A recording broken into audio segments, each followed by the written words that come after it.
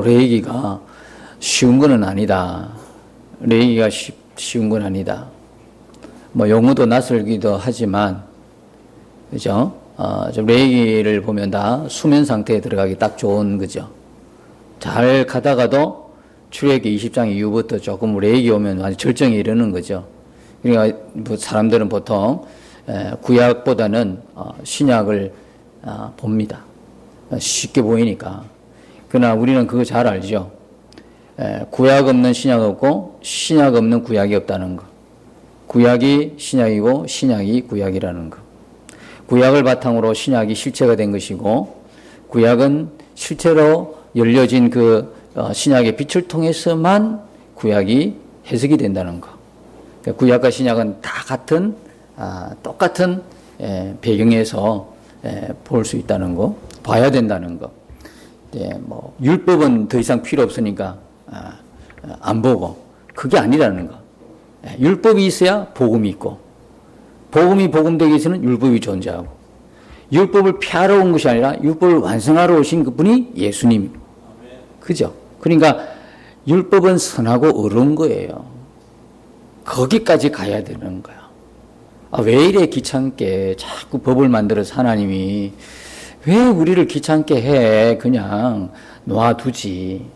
그러면 여러분, 이런 예화는 별로 맞지 않은 예화인 것 같아요. 수준이 좀 떨어지는 예화인 것 같아요. 우리 세상에 살면서 법이 왜 있습니까? 법 없어도 되잖아요. 세상에 왜 법이 있죠? 법 없어도 되잖아요. 대충 알아서 살면 되지. 양심에 따라 살면 되지. 법은 왜 존재합니까? 똑같은 이야기예요. 법이 없다 그러면 무법천지죠. 뭐가 죄인지를 알 수 있을까요? 없죠. 내가 기준이 되고 내가 살아가는 게 법이잖아요. 그죠? 그러니까 이게 하나님은 왜 법을 만들어 우리를 귀찮게 하시나, 이런 청년을 보지 마시고, 야, 역시 하나님은 수준이 높으신 분이다. 얼른 내가 하나님의 그 수준에 내 스스로는 도달할 수 없지만 마음에 그래도 소원은 품을 수 있잖아요. 무슨 소원요? 무슨 소원이죠? 하나님의 율법이 주어졌다는 이야기는 우리가 누구라는 이야기예요. 다시 말하면 보통 사람이라는 거요, 하나님에게 속한 자라는 거요. 하나님의 율법은 누구에게 적용이 되는 거요? 다 쉽게 말하면 지금 하나님의 말씀은 지금 누구 보고 이렇게 말씀하시는 거요? 하나님 말씀을 꼭 지켜 이렇게 살아야 된다는 이 믿음은 누구에게 있는 믿음이요? 그러니까 보세요. 이게 하나님의 말씀이 우리의 구원하는 그죠? 그 축복의 메시지잖아요. 그죠? 돈 달라고 하는 거 병 고치고 소원 성취가 아니라, 그건 아주 하나님이 주신 구원에 비하면 그거는 정말 아무것도 아닌 거거든요. 뭐라 그럴까요? 그 아이들이 가장 소중하게 여기는 그 딱지 같은 거죠. 딱지 알죠? 어른들이 그 딱지 갖고 놉니까? 근데 아이들은 그거 뺏어봐요. 달라고 하면 안 줍니다. 절대 안 줍니다. 아이들의 수준에서는 그 딱지가 최고거든요. 우리가 하나님 앞에 나와서 소원 성취를 바란다는 거는요, 딱지보다도 못한 거예요. 하나님이 살아계신다고 하는 분명한 믿음이 없기 때문에 그거 구하는 거예요. 여러분, 하나님이 살아계신 걸 믿으시잖아요. 그럼 나는 그 자녀잖아요. 그런 믿음의 배짱을 갖고 우리 나가십시다. 어차피 이렇게 사나 저렇게 사나 우리가 이 세상에 정말 무슨 그룹에 무슨 회장처럼 안 산다면 믿음이라도 잃지 말아야 될 거 아닙니까? 그럼 여러분이 갖고 있는 그 부를 선택하기 위해서 믿음을 버리시겠습니까? 우리가 갖게 된 이 믿음이 도대체 어떤 건데요? 우리가 갖게 된 이 믿음이 결국 어떤 희생을 치러서 우리에게 주어진 건데요? 여러분의 생명을 돈으로 바꿀 수 있겠어요? 여러분이 가지고 있는, 지금 숨쉬고 있는 이 호흡하는 이 순간을 뭐로 여러분이 대체할 수 있겠어요? 아무것도 없어요. 우리가 받은 구원이, 우리가 받은 믿음이 그런 것입니다. 세상 어떤 거 바꿀 수가 없는 거예요. 너무나 귀하기 때문에 하나님 백성에게 하나님이 말씀하시고 하나님 백성에게 법을 주신 거예요. 하나님 백성답게 살라고 주신 거죠. 그게 율법이에요. 그러니까 결국 시편 기자가 고백하잖아요. 율법은 선하고 어렵다고요. 사도 바울도 그렇게 고백하게 되고요. 이 경지까지 가야 되는 거예요. 율법은 우리를 귀찮게 하려고 얽어매려고 그러고 죄를 깨닫고 죄를 정죄하기 위해서 물론 그런 기능이 율법에 있죠. 그러나 그것만이 아니라는 거예요. 우리가 너무나 고귀한 존재고 격에 맞는 수준에 맞는 하나님 자녀인데 수준에 맞는 삶을 살아야 안 되겠어요? 거기에 맞는 기준이 율법이란 말이에요. 그리고 뭡니까? 그 율법을 통해서 누굴 만나게 됩니까? 예수님을 만나잖아요. 그렇죠? 복음으로 가는 그 중간에 율법이 없으면 복음을 우리가 어떻게 이해하겠어요? 율법이기 때문에 나로서는 안 된다는 거죠.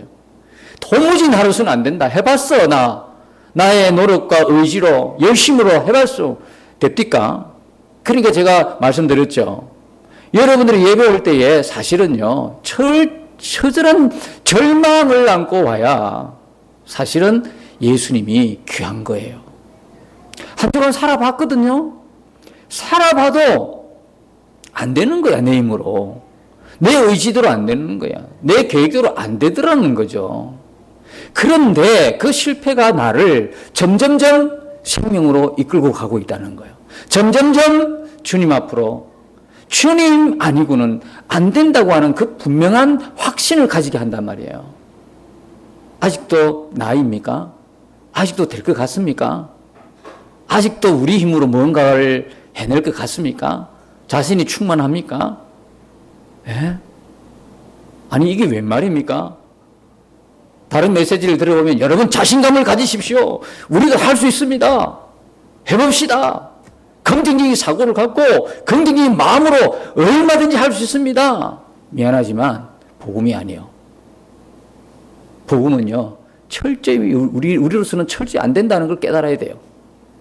우리로서는 무능한 거예요. 우리로서는 내 스스로 내 안에는 내가 구원받을 만한 게 전혀 없는 거예요. 단 하나도 없어요. 전혀 없어요. 근데 여러분들이 절망해야 된다는 거예요. 나는 여러분들이 철저히 절망하기를 축복합니다. 참 이게 말이 앞뒤가 안 맞지만 그래야 예수님입니다. 그래야 예수님 붙듭니다. 그래야 예수님밖에 없음을 깨닫는 거예요. 언제 교만한지 압니까? 자기가 할 수 있다고 하는 단 0.0001%이 불순물이 우리 안에 있을 때 교만의 씨는 자라서 열매를 맺게 되는 거예요. 나로서는 불가능입니다. 그러나 주님이 내 안에 오셔서 주님이 하신기 때문에 내가 얼마든지 할 수 있는 것입니다. 무엇이든지 할 수 있는 것은 우리 안에 오신 주님이십니다. 주님 그 일을 주님이 스스로 이루어 가십니다.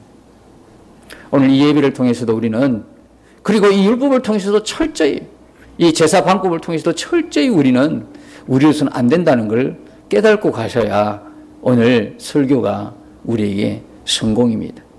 말 몇 마디 잘한다고 설교 잘하는 게 아니거든요. 철저히 나는 없고 예수만 보여야 되는 거예요. 철저히 내가 죽는 예배, 내가 없어지는 예배, 내가 존재하지 않는 예배, 누구만 존재? 예수만 존재하는 예배. 피의 제사가 드려져야 된다. 우아하고 고상한 예배 원하십니까? 좋은 시설에 여러분 좋은 그냥 오케스트라가 연주하고 찬송하고 많은 사람이 웅장한 가운데 이 정도는 돼야 되지 이렇게 생각하십니까? 아직입니다. 그 예배에 아무것도 없어도 됩니다. 찬양대가 성가대가 그냥 고상한 악기가 없어도 됩니다. 오케스트라 없어도 됩니다. 하나님은 그런 거 안 보십니다. 하나님 보시는 것은 우리 몸을 보십니다. 우리 몸 자체가 하나님을 찬양하는 악기거든요. 위대한 악기. 어떻게 우리 목소리로 이렇게 아무리 좋은 악기를 들이대도 어떻게 우리 그 목소리로 이 목소리를 낼 수 있겠습니까? 완벽한 하나님의 찬양이요 하나님의 도구가 우리인 것입니다. 부디 우리 몸을 하나님이 기뻐 쓰시는 도구로 여러분이 하나님께 드리시기를 축복합니다. 그래서요 이 속에 피의 제사가 그죠? 피가 있어야 돼. 정말. 여러분, 레위기를 보면요. 이 레위기는 결코 좋은 게 아닙니다. 도살장과 같아요. 그죠? 도축장입니다. 도축장. 도살장이에요. 재물을 가져와서 죽이잖아요. 여러분, 이 소나 양이 와가지고 목을 내밀면서 요 부분 좀 치주세요. 금방 죽어요. 아무 소리 없이. 이런 양이 어디 있고 이런 소가 어디 있습니까? 소는요, 끌려올 때부터요, 이 소가 참 예민한 것 같아요. 소가 진짜 사람의 마음과 똑같은 것 같아요. 소는 우는 거 보셨습니까? 소가 우는 거 보셨냐고요? 소가 울더라고요. 뭐 개도 울지만 소가 우는 거는요, 너무 마음이 짠해. 다른 짐승이 우는 것도 짠하지만 소가 우는 게 짠해. 왜? 소가 우리에게 희생하는 게 너무 많잖아요. 소가 그렇다고 해서 뒷발질을 합니까? 소가 그렇다고 해서 한마디 변명을 합니까? 아무 변명도 안 하고 묵묵히 인간이 하라는 대로 다 따라하고, 그렇게 인간에게 유익이 주는 그 소, 마지막까지는 자기 몸까지 바쳐서 헌신하는 그 소. 그래서 아마 번제 그러면 소가 먼저 나오나 봐요. 그 소가 여러분 그냥 죽을 때 눈물을 벌 흘리잖아요. 도살장에 끌려가면서. 그죠? 그런데 그 도살장에 간 소가, 그 얌전한 소도요, 나 여기 쳐주시면 바로 죽어요, 아무 소리 안 하고 죽어요, 이런 소가 있습니까? 죽기 싫어가지고 비명을 지릅니다. 모든 짐승이 죽기 싫어가 비명을 질러요. 도살장과 같은 이 번제단 위에 일어나는, 성막 안에 일어나는 이런 일이 벌어진다고요. 도살장인가 피가 튀기지요. 하만은 죽지 않아요. 여러 번 찔러야 겨우 죽어요. 그러면 그 죽을 때까지 비명 소리 나지요. 피는 튀겨지지요. 온 몸에 피 묻어 있지요. 바닥에 흥건하지요. 상상만 해도 끔찍하지요. 끔찍하지 않습니까? 그게 제사입니다. 그게 무슨 우아하고 고상함이 있습니까? 그게 달리 말하면 예배입니다. 예배 안에는요, 온 천지 피입니다. 우리 안에도 피고요, 벽에도 피고, 여러분이 이 피가 뿌려진 것을 발견할 수 있기를 주님 이름으로 축복합니다. 예수의 피, 이 안에는 바로 예수의 피 안이라는 것입니다. 예수의 피. 그리고 그 자리는 곧 누구의 자리? 나의 죽음의 자리라는 것입니다. 예수만 죽었습니까? 그러니까 예수 따로 나 따로죠. 그러니까 말씀 따로 내 삶 따로지요. 예수의 죽음은 누구의 죽음? 나의 죽음이죠. 재물이 소의 죽음은 누구의 죽음? 나의 죽음이죠. 물론 그것이 예수님의 구속의 예표이지만, 여기는 내가 죽음이 분명해지는 자리가 예배 자리란 말이에요. 그래서 여러분 얼마나 억울합니까? 이렇게 한초에 모여 1시간 예배를 드리는데 아무 생각 없이 그냥 오늘 찬송 잘하네, 아이고 설교 잘하네, 이러다가 끝나버리면 누구 손해입니까? 우리 모두의 손해 아니겠습니까? 여기에서는 처절한 자신의 모습을 발견해야 되는 거예요. 정말 하나님, 제가 이렇게 끔찍하구나. 그죠? 죽어가는 그들의 모습을 보면서, 이 죄는 정말 아니구나, 이거. 왜? 그 죄에 의해서 내가 죽어야 될 그 자리인데, 여러분, 내가 지금 매달려서 지금 죽고 있어요. 그냥 웃으면서 죽을 수 있겠어요? 야, 신난다, 야, 오늘. 정말 기쁘네. 이런 사람 어디 있겠어요? 처절한 거예요, 처절한 거. 그래서 우리는 이 예배 속에서 뭡니까? 다시는 죄와 피 흘리기까지 싸워야 되겠다는 거룩한 결단이 있는 예배가 바로 예배인 거예요. 아무것도 없어도 괜찮아요. 우아하고 고상하지 않아도 괜찮아요. 우리는 그 예배 그걸 보러보고 오는 게 아니니까. 그렇죠? 그래서 이 예배가, 이 제사가 우리에게 생명을 주는 제사, 우리를 살리는 제사, 예배가 우리의 영혼을 살리는 예배이기를, 예배 부흥을 위해서 우리가 같이 기도해야 되는 것입니다.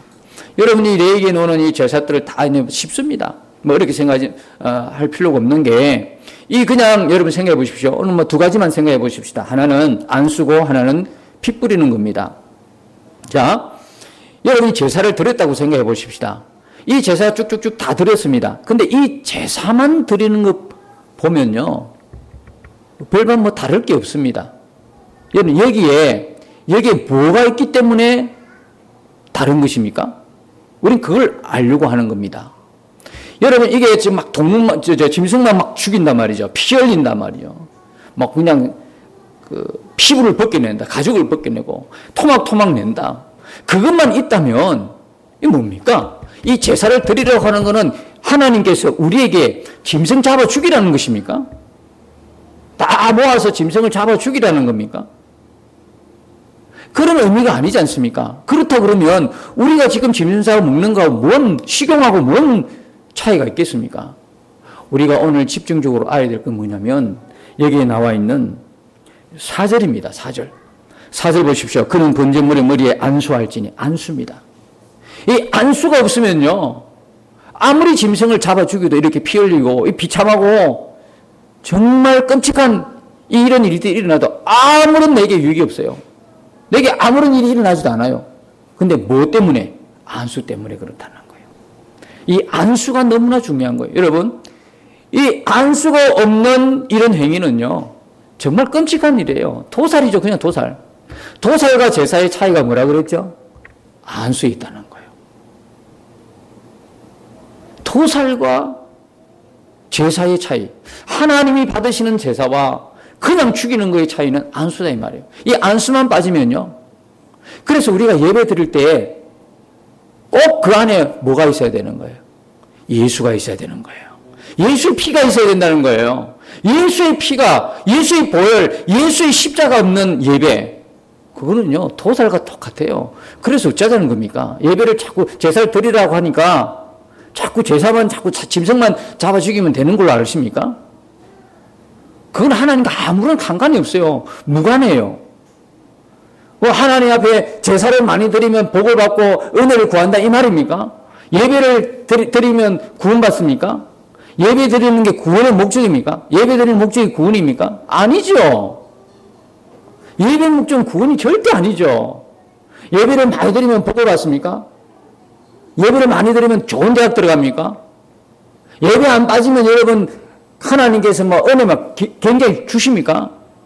우린 빨리 그 생각, 그게 잘못된 생각을 알아야 되는 거예요. 예배 자체가 중요한 것이 아니라 예배 안에 있는 게 뭐냐가 중요한 것이죠.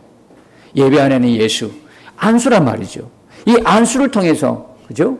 안수를 통해서 어떤 일이 일어납니까? 안수는요, 크게 두 가지입니다. 하나는 정가란 뜻이고, 하나는 연합이란 뜻입니다.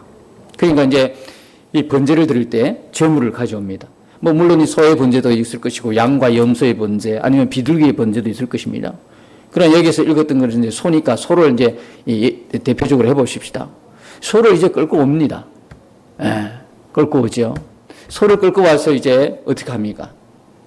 물론 뭐 이전에까지 합쳐버리면 이 제물을 된 이 소를요 자기 집에서 끌고 와야 돼요.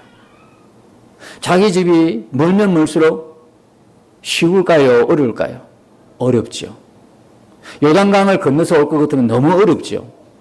요단 저 동쪽에 있는 지파는 너무 어렵겠죠. 요단강 지난다는 게 보통 어려운 게 아니거든요. 그러니까 그 밑에 네게부터 사막을 거쳐 올라 그러면 전문가 이야기를 들어보니까 한 40일 정도 걸리는데요. 그 온도가요. 그 예루살렘으로 올 때까지 그 온도가 40도로 올라간답니다. 그럼 재물을 가져오면서 그 재물이 다 부패되어 버린다는 거예요. 여러 가지 보니까 그 해막이 있는 곳으로 가져오기는 예를 들면 그 해막이 나중에는 어떻게 됐습니까? 이제 성전이 되는 거죠. 정착하고 난 뒤에 그죠? 성전이 되는 거예요. 그러면 이제 이 성전으로 제사를 가져올 때 멀리 있는 지파들은요 멀리 있을수록 어려운 거예요. 그러니까 멀리서 못 오니까 성전에서 돈으로 바꾸는 거잖아요.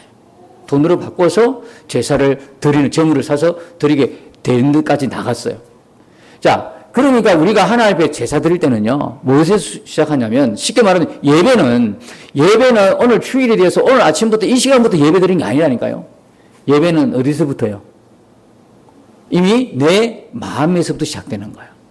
예배는 내 마음에서부터 시작되고요, 또 어디서요? 내가 거하고 있는 삶의 현장에서도 시작되는 거예요. 왜? 재물은 거기서 끌고 오는 거예요. 여기 이야기하는 이 재물은요, 생축으로 드려야 돼요. 반드시 집에서 기르는 거. 자기의 소유물로 드려야 되는 거예요. 근데 나중에 이게 이제 바뀌어가지고 성전에서 돈으로 바꾸게 된 거지만, 그러나 여기서 레위기에서 말씀하는 이 재물은 뭐냐면, 집에서 기르는 거에 대해서요. 생축이 되는 거예요. 가축이 되는 거죠. 그러니까 이걸 멀리 있으니 이걸 어떻게 끌고 오겠어요? 그러니까 우리의 제사의 시작은 뭐냐면 재물을 선택해서 재물을 뽑아서 재물을 데리고 오는 것에서 출발하는 거예요.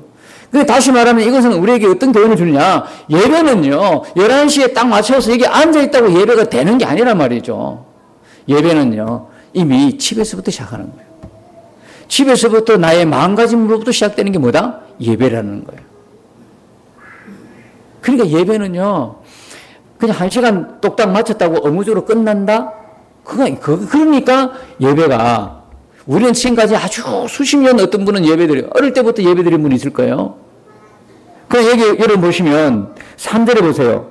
3절에 보면 이거 끔찍한 이야기예요. 그 예물이 소의 번제며 흠없는 수컷으로 회막문에서 여호와 앞에 기쁘게 받으시도록 드릴지니라. 무슨 말입니까? 기쁘시게 받으시도록 드릴지니라. 이 이야기는 다시 말하면 레위기에는요, 이게 나중에 연락하시도록 그런 말이거든요. 개역 개정에는 기쁘게, 옛날에 개역 한글에는 연락하시도록, 하나님이 여호와께서 연락하시도록 드릴지니라. 이 말이요, 뭡니까? 8번 나와요.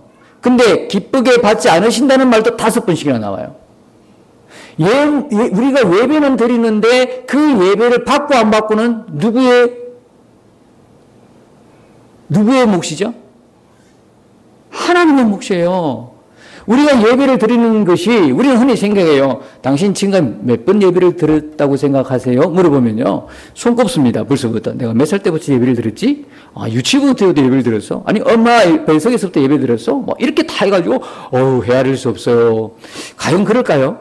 과연 헤아릴 수 없을 만큼 그런 예배를 드렸을까요? 깜짝 놀라는 일이 일어납니다. 언제요? 주님 앞에 가면. 우리가 주님 앞에 가면, 그때 물어보시면요, 정말 기가 막힐걸요. 나는 이 땅에서 드려진 예배가 수없이 드렸기 때문에 셈을 다 할 수 없다고 생각했는데, 세상에 이건 하나의 예지만 깜짝 놀랄 일이 뭐냐면, 주님 앞에 갔더니 5손가락이라도 안 든다고 하면 어떡하실래요? 그러나 그럴 충분한 가능성이 있어요, 없어요? 있죠, 지금. 왜냐하면 우리는 예배드리지만, 우리는 예배드리면서 나는 예배했다고 인정해. 그런데 그 예배를 받으신 분은 누구예요? 우리가 지금 예배하는 대상은 누구죠? 하나님이지 않습니까? 근데 그 받고 안 받고는 하나님의 소관이거든요. 근데 성경에 보니까 하나님이 기쁘게 받으신 것도 있고 기쁘게 받지 못한 거. 그 단적인 예가 아벨의 제사는 받으시고 누구의 제사는 안 받았어요? 가인의 제사는 안 받았단 말이에요. 우리가 정신 차려야 되는 거예요. 예배는 무조건 내가 11시에 맞춰서 왔다고 해서 하나님이 그 예배를 받으시는 게 아니라고요. 하나님 받으신다 안 받으신다 사람 모습은 짐작할 수 없죠. 아무도 알 수가 없어요. 그러나 분명한 진리는 뭐냐면 우리가 드린 예배가 다 내가 생각할 만큼 그만큼 지금 그렇게 드렸다라고 할 수 없다는 이야기예요. 하나님이 기뻐 받으시는 예배가 있고 기뻐 안 받으셨던 예배가 있다는 이야기예요. 그 예배가 어떤 예배예요? 그 예배가 어떤 예배예요? 마음이 없는 예배예요. 입술로는 나를 공경하나 마음은 내게 멀도다. 그러니까 사람의 교훈으로 가르치니 나를 헛되게 경배하도다. 헛되게 너희들은 그렇게 예배한다고 해봐. 사람의 교훈을 이 시간에 서서 계속 이야기하는 거예요. 잘 해봅시다. 우리 잘할 수 있습니다. 긍정의 생각, 우리 할 수 있습니다. 우리는 하나님의 자녀입니다. 하나님이 힘 주시니까 뭐든지 할 수 있습니다. 뭐든지 할 수 있다는 게 교훈입니다. 그걸 우리가 듣기 원하죠. 그러나 뭐든지 할 수 있다는 것은 어디 안에 있을 때 가능한 이야기입니까? 그리스도 예수 안에 있을 때 가능한 이야기죠. 그리스도 예수가 아닌데, 그리스도 예수가 드러나지 않는데, 그리스도 예수가 중심이 아닌데 우리 스스로가 할 수 있다는 이야기는 죽이는 이야기거든요. 그러니까 사람의 교훈으로 나를 경배하니 그것이 뭐라고 주님이 인정합니까? 헛되다는 거예요. 헛된 그것이 하나님이 기뻐 받으신 예배일까요? 아니라는 거죠. 그래 이 번제물을 가져와요. 가져오면서 그 출발할 때부터 마음이 막 그냥 갈망으로 뜨거워지는 거예요. 여러분 그 해망이 있는데 성전이 있는데 먼 지판을 오려면요. 그때 뭐 교통수단이 좋았겠습니까? 얼마나 힘들었겠어요. 그 점을 가져오는데 우리가 몸 한 몸으로 끌고 오는데도 먼 거리 걸어온다고 생각해 보세요. 지금은 KTX 있는 것도 아니고 비행기 있는 것도 아니에요. 그죠? 걸어온다고 생각해 보세요. 내 몸 하나 가누기도 힘든데 그걸 전부를 끌고 와요. 여러분, 강아지가, 제가 이렇게 산책하다 보면요, 강아지를 막 안고 데리고 다니고 강아지가 산책하는지 사람이 산책하는지 모르겠어요. 강아지가 상전인지 사람이 상전인지 모르겠어요. 강아지가 아프다고 막 거기서 뭐 소위 말로 안 가려고 버티고 있으니까 어떻게 해요? 개주인이? 왜 그래? 하면서 딱 안아가 품에 안고 가더라니까. 내가 그걸 보면서 참 웃었어요. 이게 강아지가 상전이야? 사람이 상전이야?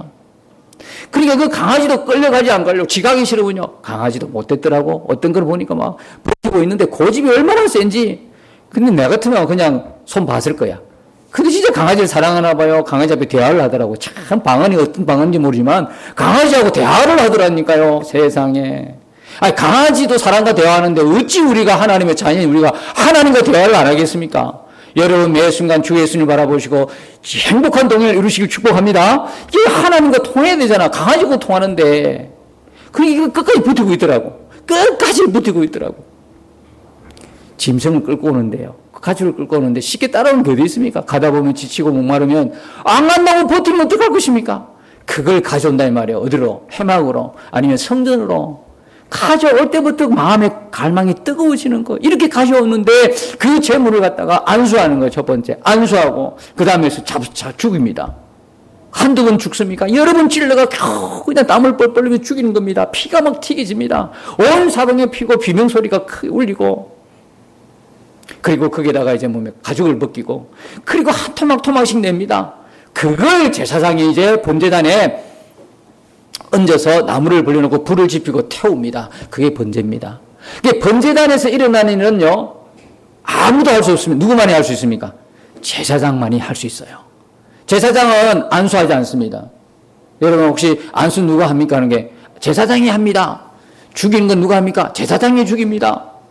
이렇게 알고 있으시더라고요. 아닙니다. 본인이 죽입니다. 본인의 속죄를 위해서 본인이 안수하고 본인이 잡고 본인이 가죽 뜨고 본인이 각을 뜹니다. 그걸 제물을 받아서 제단 위에 올려놓고 불태우는 건 누가 합니까? 제사장이 하는 겁니다. 그래서 제단에서 하는 일은 절대로 우리가 하는 게 아니에요. 평민이 보통 사람이 하는 게 아니고 반드시 하나님이 정한 제사장만 하는 것입니다. 아시겠죠? 이게 바로 번제입니다. 그런데 여기에 정말 중요한 게 번제와 핏부림이에요. 번제하게 되면 두 가지 일이 벌어집니다. 하나는 정가가 되고 하나는 연합이 벌어집니다. 정가라는 것은 뭡니까? 왜 안수를 하죠? 그 소에게 왜 안수합니까? 내 죄가 이쪽으로 죄가 뭐가 됩니까? 정가가 되는 거예요. 어떤 분은 그런 경험 있죠? 모르고만 안수했더니까 뭐가 막 타고 올라오고 뭐 느낌 있죠? 영적인 뭐 그런 어떤 좋지 않은 영향을 받으면 그런 현상이 나타나요. 막 안수하는 팔이 막 굳어지기도 하고, 그럼 영적 현상이니까 참고로 하시면 될 것 같고요. 그렇다고 뭐 다 안수하는데 그렇지는 또 않습니다. 자, 그런데 어쨌든 간에 이 안수는 흘러가는 거거든요. 내게 이쪽으로 흘러가는 거예요. 뭐가 흘러갑니까? 죄가 흘러가는 거예요. 사실은 누가 죽어야 되는 겁니까? 하나님 공의에 의해서는, 하나님 보호에 의해서는 누가 죽어야 됩니까? 죄를 지은 내가 죽어야 되거든요. 근데 하나님이 말씀하시기를, 정말 하나님 이런 거 보면요, 정말 바보처럼 우리를 사랑하시는 것 같아요. 왜? 우리가 그 죄의 징벌을, 우리가 죄의 그 하나님의 분노를, 진노를 우리가 받을 수 없으니까, 우리에게 청감 못 시키니까, 너희는 그 하나님 나의 진노를 받을 수 없어, 견딜 수 없다는 거예요. 여러분, 그 누가 여러분 하나님의 분노, 죄에 대한 진노를 그 누가 감당해내겠어요? 아무것도 하나님의 그 진노를 수용할 수 있는 사람 존재가 없어요. 여러분 지옥 안 가봐서 여러분 지옥 함부로 이야기하죠.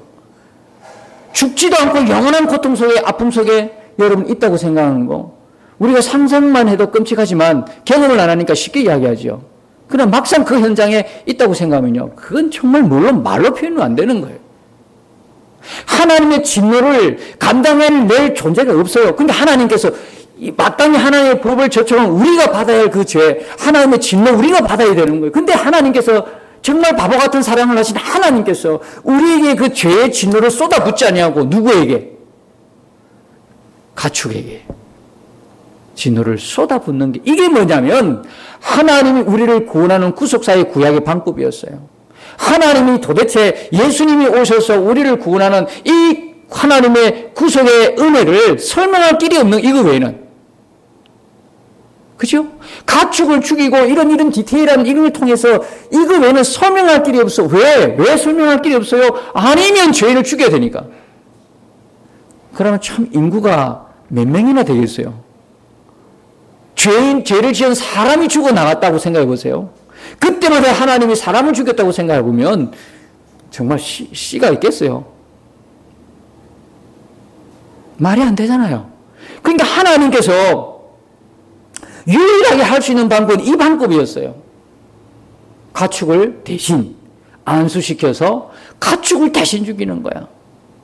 우리 죄를 그냥 공짜로 없이 해준 게 아니라 누가 죽었어요? 가축이 죽은 거야. 근데 가축이 죽은 겁니까? 누가 죽은 거예요? 예수 그리스도의 죽음의 예표이지 않습니까? 그러니까 뇌기가 어려운 것이 결코 아니라는 게 뭐냐면 이 죽음은 누구의 죽음을 말하고 있는 거예요?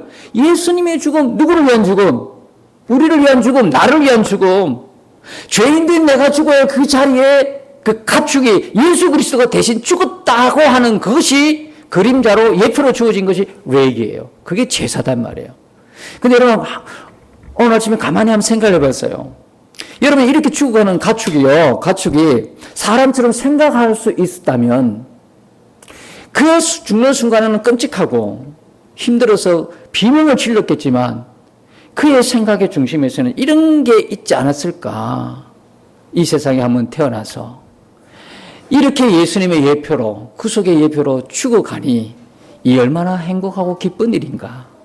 이게 상상이 되는 거야. 물론 내가 그 개와도 통하지도 못하고 소통이 안 되는 내가 어떻게 소하고 소통이 되겠습니까? 그 제물이 되는 짐승하고 어떻게 소통이 되겠습니까? 그러나 이 당시 구약의 제사의 현장으로 가서 가만히 상상을 해보니까 비록 죽어가는 그 아픔과 고통은 크나 그 비명은 죽어가면서 그 비명은 크지만 이 땅에 한번 태어나가지고 그냥 식용으로 죽는 것도 아니고 어떻게 해요? 그 앞으로 오실 하나님의 구속의 사역, 그 감당하실 예수님을 예표하고 그 그림자로 그의 죽음을 보여주는 죽음으로 죽어가는 동물의 마음은 동물은 얼마나 기뻤을까? 뭐 터무니없는 생각일까요? 그 생각이 들었어요. 그런데 우리는요? 우리는 동물하고 비교할 수 없잖아요. 하나님의 모든 피조물 중에 가장 존귀한 존재를 우리가 지음을 받았잖아요. 근데 우리는 어떻게 살아요? 그 생각이 들었어요. 여러분, 사람이 하지 말아야 할 짓을 하는 사람을 보고 가끔 흔히 어떤 이야기 합니까? 짐승보다도 못하다. 이런 표현을 쓰지요. 사람이 이 땅에 태어나서 밥만 먹고, 배설만 하고, 평생 아파트 평수 누리고, 화장실 개수만 누리다가 간다면, 얼마나 안타까운 일이겠어요. 하나님의 그 비전, 하나님의 구속사역, 하나님의 구원의 도구가 짐승도 이렇게 쓰임받고 가는데 말할 수 없는 존귀함으로 지원받은 하나님의 형상을 타고난 우리가 어떤 생애를 살아야 될 것 같아요? 그냥 이 땅에서 그냥 머리를 박고 이 땅만 보고 쳐다보고 하늘 한번 쳐다보지 못하고 먹고 사는 일에 바빠가지고 그냥 내 인생에 돈 버는 일에 바빠가지고 그냥 내가 뭘 먹을까, 어떻게 살까, 어느 곳에 살까 평소 걱정하다가 아니면 내가 앞으로 노후 대책 걱정하다가 노후 대책 하지 말라는 이야기는 아니지만 그것만 집중하다가 그래서 모릅니까? 마태복음 4장 4절에 예수님께서 사람이 떡으로만 살 것이 아니요 하나님의 입에서 나오는 모든 말씀으로 살 것이니라 그 말씀하셨잖아요. 떡으로만 우리가 그렇게 노후 대책 하지 말라는 것이 아니라 그것만. 그런데 뭐가 안 보여? 예수님만 안 보이는 거예요. 돈은 보여, 출세는 보여, 성공은 보인다고. 근데 예수만 안 보이는 거예요. 어떻게 이런 삶을 인간의 삶이라고 할 수 있겠어요? 이건 짐승보다 못한 삶이에요. 알고 보면. 얼마나 안타까운 삶이에요. 이러다가 살다가 끝내 가버리면 어떻게 하자는 이야기예요. 그러니까 그 제물로 드린 이 제물들요. 결코 비참하게 끝내는 거예요. 이젠 유종의 미를 거둔 거예요. 예수님을 다 드러내면서. 그 죄를 한 몸에 다 짊어지고 제물이 되어 번제단에서 태워 없어진 거예요.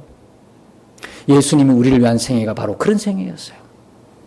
우리의 모든 죄를 감당하시고 우리 죄, 내가 받아야 할 그 예수님, 하나님의 진노, 분노, 모든 형벌을 대신 그분이 이루어 가시는데 그게 뭡니까? 십자가라는 거예요. 그게 십자가예요, 십자가. 몽땅 우리가 받아야 할 건 몽땅 예수님이 짊어지고 죽으신 건 현장이 십자가였다는 거예요. 이래도 십자가가 우리에게 존귀하지 않습니까? 이래도 우리 십자가가 그냥 액세서리로 그렇게 그거밖에 안 되는 겁니까? 십자가는 나의 생명의 십자가예요. 무엇과도 바꿀 수 없는 내 생명의 십자가. 이 안수를 통해서 죄만 증가되는 것이 아니라 이 죄물에 있는 무엇이 내게 또 옵니까? 쌍방증가가 이루어지거든요. 죄물에게 있는. 그래서 이 죄물은 항상 하나님께 바칠 때 앞에 단어가 뭐죠? 어떤 단어가 있죠? 흠없는 단어가 있죠. 흠없는 이 죄물은 누구를 상징하는 거예요? 예수님, 흠없인, 죄가 없으신 예수님 상징하지만 여러분, 흠없는 죄물은요, 누구를 위함이냐면 우리를 위함이에요. 보세요. 죄물이 흠없어야 되는 거예요. 왜? 이 죄물에 있는 흠없음이 다 우리에게 뭐가 되기 때문에, 우리에게 전가되기 때문에, 우리의 죄가 전가되기도 하지만 죄물에 있는 흠없음이 우리에게 전가되는 거거든요. 여러분, 죄물이 흠이 있으면 좋겠습니까?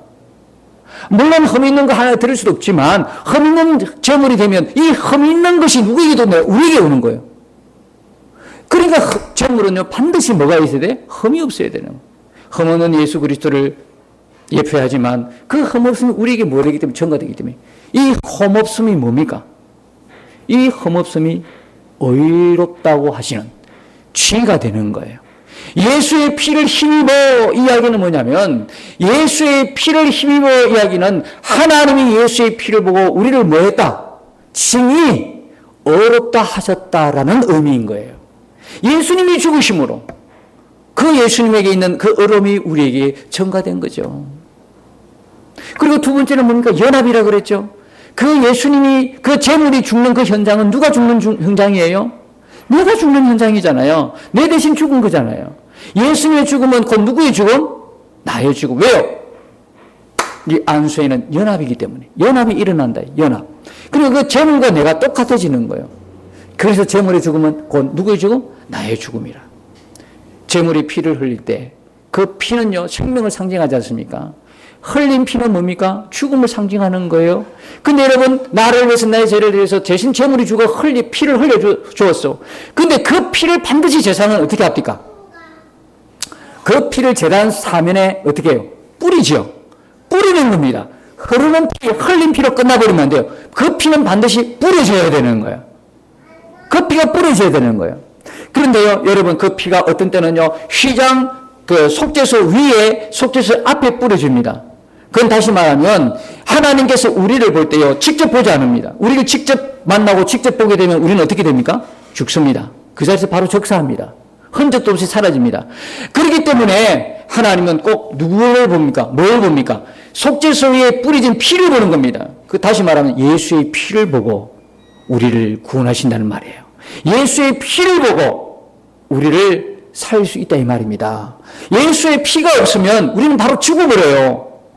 죄로 인하여 제 심판에 바로 적사해버리는 거거든요.